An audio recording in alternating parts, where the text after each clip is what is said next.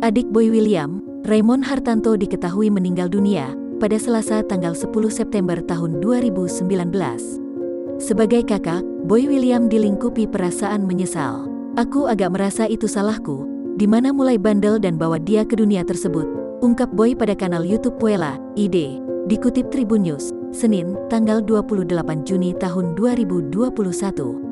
Dari segi usia, Boy dan adiknya hanya selisih 1 tahun. Karena itulah mereka dekat seperti halnya teman.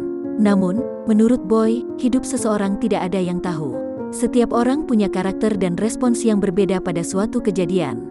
Di sisi lain, ia saat itu merasa menjadi lebih superior dan meninggalkan sang adik di belakang saat karirnya di entertainment mulai menanjak. Padahal dahulu Boy selalu mengajak sang adik kemanapun. "Kadang aku berharap memiliki lebih banyak waktu untuk merangkul Raymond dan mengajaknya untuk berbagi kesuksesan yang aku miliki bersama," katanya lagi.